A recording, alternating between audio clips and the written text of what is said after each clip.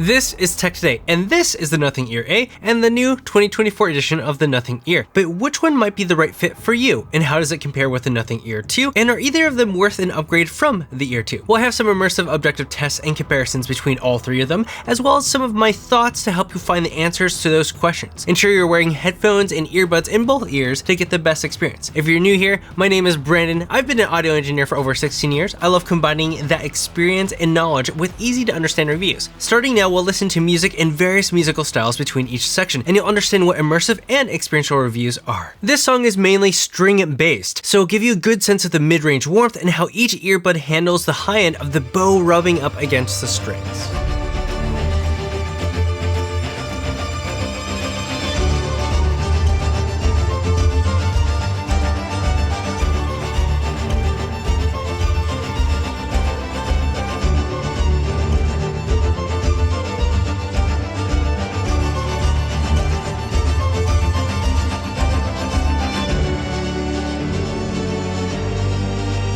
The new Nothing Ear and Ear A stays true to the beautiful transparent design that Nothing has become known for, with the Nothing Ear A being the newest design out of the whole lineup. While its size by volume seems close to the Nothing Ear, its more rectangular shape makes it fit within a pocket a bit nicer than a square, which gives a perception of it being smaller. The new yellow color is a bold addition to the lineup, but it feels like it fits perfectly, and I love it. Interestingly, they added a transparent sticker to both the new cases, which you may only have noticed if I told you. It's more evident on the Ear A, but blends in exceptionally well on the ear. This helps alleviate some of the complaints about scratches on the previous cases. The earbuds design doesn't appear to be much different from the Ear 2 outside of the new color, but they are just a touch bigger than the Ear 2, which you can tell by putting them in the old case. And if you're curious, yes, you can put the ears into the Ear A case and vice versa, but you will get an error of sorts. They won't function normally. That means you can't swap them so that you can use the smaller case for the ears. Plus, you lose wireless charging on the Nothing Ear case, which is one of the ways that they're able to achieve the $99 price point compared to the Ear's $149 price point. The combination of the larger size and slightly smaller driver allows them to add a bigger battery, which has improved by over an hour. The Ear 2 battery life only got me about 4 hours with ANC on, so I didn't really use it as my daily choice. The Nothing Ear brings it up to 5.2 hours, and the Nothing Ear A is 5.5 hours with ANC on, and when you're on a plane, you want to use ANC. I gave it a test on a recent trip, and it was enough to get me through a typical 3.5 hour flight, plus the hustle and bustle of everything before. It did, however, die a few minutes after we deplaned. Comparatively, major competitors like Sony, Bose, Apple, and more get 6 hours of battery life on one charge. I wish they could match it, as it would cover everything from the moment I go through TSA into the airport to when I get into my Uber and arrive at my destination. Despite this, the new earbuds pass a threshold where I wouldn't disqualify them for regular use and battery life. Comfort-wise, they feel great, and I don't notice the larger size, but every ear is different, and my big ol' Dumbo ears have no issue with large earbuds. There are squeeze controls for basic things like play, pause, next track, answer calls, you know, the usual. You can increase the volume, but it's not as easy as swiping up and down like on the AirPods Pro 2, which is a much more intuitive and seamless experience. And I imagine not having that also allows them to hit a lower price point. Along with the squeeze gesture is a neat new feature, but first, let's listen to another song. In this one, listen to the low end, the reverb from the vocals and the snare, the sharpness of the hi-hat, and the stereo spread from the little wah-wah sounds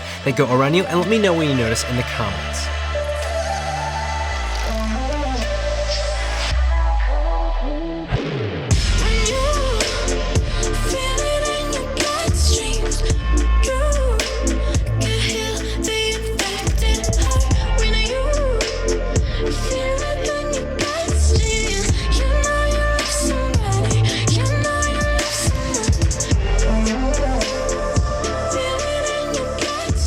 One of the most unique features on the new earbuds is ChatGPT support. This is currently limited to the Nothing Phone 2 at the time of filming, but Nothing is expanding it to their other models later on. All you have to do is install the ChatGPT app and select it over the Google Assistant or Gemini in the Nothing X app under Control. In many ways, ChatGPT is far more robust, conversational, and powerful than Google's offerings. It's more capable for those long string conversations. The big issue is the inability to end the conversation without removing your phone and clicking end or closing the app. It's nice that you can easily activate ChatGPT from the earbuds, but I hope nothing can give us the option to use the same squeeze gesture to deactivate it. Otherwise, ChatGPT thinks I'm talking to it when I'm talking to someone else or myself or whatever. The other change to the Nothing Ear and Ear A is the bass enhance feature. This is turned on and set to 3 by default, which I find a bit much, but you can turn it off all the way or adjust it. This is done in a rather tasteful way compared to many others because the high end tends to be retained a bit better, which I appreciate. We need more products that aim to be classy. I set it to 1 or off, but I think it's an excellent addition for those who prefer more bass and felt that the Ear 2 was perhaps a bit too audiophile and lacked bass. Now, the advanced EQ and sound personalization feature is a big difference between the earbuds. They're available on the Ear 2 and Ear, but not on the Ear A. That one only has access to the basic EQ and presets. Despite the volume drop you get when you use advanced EQ, which can be alleviated by increasing the volume, the advanced EQ feature is the best out there. It gives me everything I want in an EQ, but it would be great if they could fix the volume drop issue. What makes it especially powerful and unique is that the EQ that you create is stored and saved on the earbud. Usually with other earbuds, it's saved on device in the app, so you lose your settings when you use your earbuds on another device. Having it saved on the earbud means that you carry those customizations across any other device you connect it to, like your laptop or gaming device. It even works on the iPhone, which is enormous because there isn't an excellent global EQ option on iOS. I talked about this with my friend DMS in our early look video of the Nothing Ear and Nothing Ear A from an audiophile's and audio engineer's perspective, but shockingly, even well-known audiophile brands haven't been able to match the quality of Nothing's advanced EQ. That video is an in-depth talk about the sound of all 3 of these and a chat about how essential codecs, driver size, and other things are, as there are many misconceptions about them. You can check it out by clicking the card here or using the link in the description. For this track, listen to how clear the bass guitar is and how bright and clear the electric guitar and cymbals are.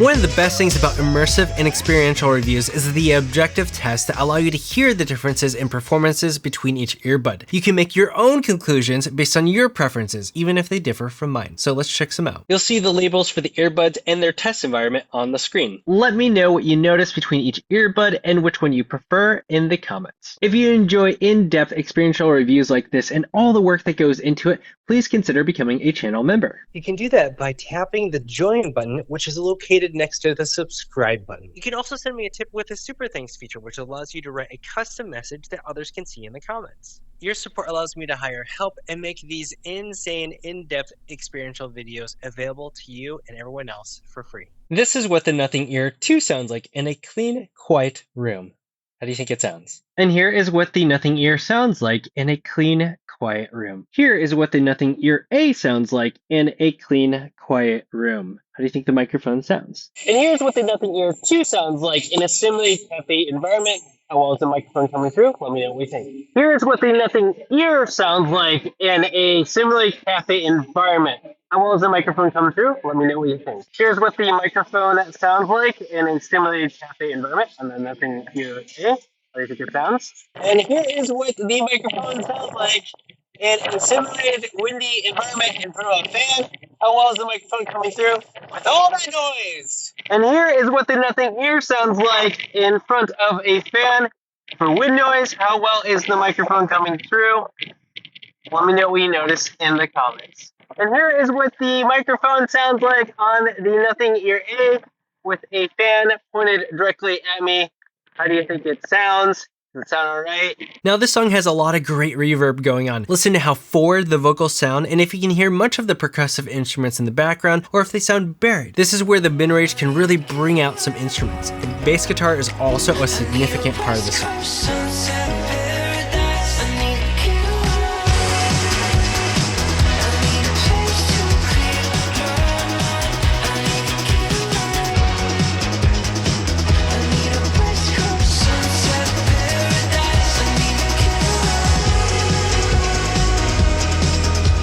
Nothing has stated that the ANC performance has increased from the Nothing Ear 2, so let's see if we notice that and if there is a change in the transparency mode quality. Here's is what the Nothing Ear 2 sounds like with the ANC turned on in a quiet room. This is a quiet room with the ANC turned on. This is with ANC on the new 2024 Nothing Ear model with ANC turned on in a quiet room. This is what the ANC sounds like on the Nothing Ear A in a quiet room. This is what the ANC sounds like on the Nothing Ear A in a quiet room. This is a clean sounding, quiet sounding room with the transparency mode turned on with the Nothing Ear 2. And this is what transparency mode sounds like on the Nothing Ear 2024 model in a quiet room with transparency mode turned on. And here is what the transparency mode sounds like on the Nothing Ear A in a quiet room. This is the transparency mode on the Nothing Ear A in a quiet room. Now we have ANC turned on the Nothing Ear 2 in a simulated cafe environment. This is the Nothing Ear 2 with ANC turned on in a simulated cafe environment. This is what ANC sounds like on the 2024 Nothing Ear model in a simulated cafe environment. Again, this is a simulated cafe environment with ANC turned on. What the ANC sounds like in a simulated cafe environment on the Nothing Ear A, in a cafe environment with the ANC turned on. Okay, this is what the transparency mode sounds like in a simulated cafe environment on the Nothing Ear 2. This is what transparency mode sounds like in a simulated cafe environment on the Nothing Ear 2024 model. Here's what the transparency mode on the Nothing Ear A sounds like in a simulated cafe environment. Okay, now we have the Nothing Ear 2 with the ANC on, with a fan pointed directly at it. So this is what it sounds like when you have wind and everything on it. I've noticed that when I initially went to it, when it turned on, it was a little bit more severe, and you see it kind of decreases, so it compensates for the wind noise. That's an interesting observation there. But this is the Nothing Ear 2. This is what the ANC sounds like on the 2024 Nothing Ear model with a fan in front of it. I think it's actually doing pretty dang well. Interestingly, when you move it from transparency over to ANC, it's noisy at first, and then it goes away, so it compensates for that. So that's really neat. This is what the active noise cancellation sounds like on the Nothing Ear A with a fan on and blowing on the earbuds. Interestingly, when I move from transparency mode over to noise cancellation mode, you'll hear a little bit of the wind noise on an earbud, but it slowly dies down, so that's a nice feature. And here's a Nothing Ear 2 with transparency mode turned on with fans or wind blowing directly at it. It's pretty noisy, pretty rough. This is what the transparency mode sounds like on the Nothing Ear 2024 model, and it's with a fan in front of me. If you notice, I just went to transparency mode. It sounds loud at first, and then it dies down. So that's also nice that it does the fan difference in transparency mode as well. And here is transparency mode on the Nothing Ear A with a fan blowing at it. I don't know if you noticed, but the transparency mode also has that feature where when you move it to transparency and it activates it first, you hear the wind on it, you hear the noise, and then it dies down. So it's great that all of them have that feature on the new models. In my observations, the transparency mode is fine and interesting. It's not near the industry leaders Apple and Bose, where it sounds like you're not wearing anything at all, and it doesn't have an elevated mid-range lo-fi electronic sound that you can find typically on most other earbuds. It's natural to some extent, but you feel like you're in your head, almost like I'm mainly hearing the resonance from my nose, but I also feel quiet at the same time. Here, plug your ears all the way with your fingers. That's what ANC is like when you're talking, and then unplug them slightly so you can hear what's around you, but still feel like you're hearing the resonance from your nose when you talk. That's what transparency mode is like. It's all right here. I don't know what to think about it other than I wish it was more like Apple and Bose. One area that could use improvement in these earbuds is the sound profile change between ANC transparency and off modes. While ANC mode stands out as the best in terms of sound quality, the other modes don't quite measure up. There's a noticeable shift in the low end and a significant mid-range emphasis in the off mode that makes the sound quality less than ideal. This is a deviation from what's expected from larger brands, and I believe a software update could address this issue. For this song, pay attention to the clarity of the attack on the acoustic guitar strings, but how forward the mid-range is on the body of the guitar and the vocals. when the nights get cold. Sometimes when I look over, I see you by a fire with your hands out in the open, and I wonder if you're singing autumn song, or if I'm singing all alone. I must be singing on my own. The sound quality of the Nothing Ear in Ear A is an improvement from the default sound in the Nothing Ear 2 for trained ears like mine, and a nice change for those who want more bass because the bass enhance feature. Most people won't hear the differences of the default tuning, and it won't seem like a big deal because these are subtle refinements, and that's fine. But if you're after a more audiophile sound, the Nothing Ear is one of the closest to wired audiophile earbuds that I've found, and I like them a lot. The Nothing Ear 2 sounds great, but when listening to them side by side with the new Nothing Ear, you can hear some issues that were fixed in the new earbuds, like a bit of that papery sound in the high mid-range that makes things sound a bit less natural that you would hear on the Nothing Ear 2. You can get an idea of what I mean by taking a piece of paper, putting it on a cushion, and smacking it with a pen. It's that mid-range sound. Along with that is a smoothing out and taming of the highs. I like an elevated high end with a nice airy, detailed sparkle, but here it's slightly moderated on the new ears felt more aligned with my taste, which wanted a slight touch less. If you like a more energetic high end, then the Nothing Ear A has more of that, and a low end that is carved out more and it could be perceived as more bassy than the ear, even though it's technically not. Outside of those two things, they're similar and tuned exceptionally well within the average preference target of most people's ears. That means most of you will like how these sound, which is a fantastic thing to find at their affordable price. As for codecs and connection quality, the new earbuds both have high quality LDAC support, but I do notice that the strength of the connection could be more robust than other earbuds that offer the same high quality codecs. Connection strength is a trade-off from using high quality codecs. I would experience dropouts even from walking a couple rooms away in my house, which is shocking because that's not that far at all. While high quality codecs are great to have, they're not a make or break in an earbud, and you cannot hear the slight 10 kilobits per second difference in codec quality between the ear and ear A. The tuning matters more than the codec. That means you can turn off the high quality audio to get a more stable connection. Still, this is underperforming the competition and worth noting. If you heard me saying codecs don't really matter and started writing comments or were like, huh? You should check out my discussion with my audiophile friend DMS. We share our knowledge and studies from an audiophile and audio engineer's perspective, and that link is in the description. Now this song has a killer bass line on it, pay attention to that, and the synth and the vocal reverb.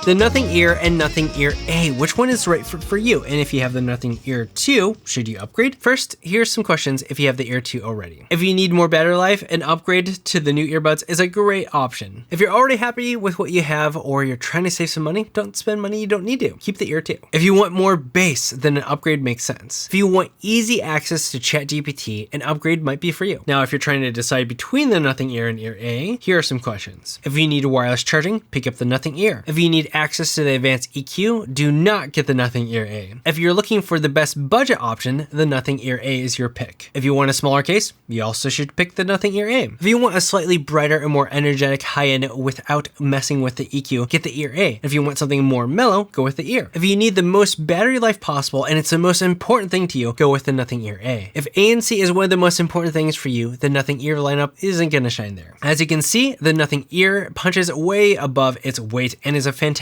option. But if you think a $50 price increase is worth the additional features, and I believe it is, then you'll be happy with the Ear. These are all great options across the board, especially for their price. I imagine the Nothing Ear 2 could be found on sale for maybe $100 or less, so if you want the advanced EQ at a cheaper price and all those other things and you don't mind the battery life, might be a good choice. Now this track is very mid-rangey, warm and soulful. Listen to her vocals, the electric guitar, and the keyboard.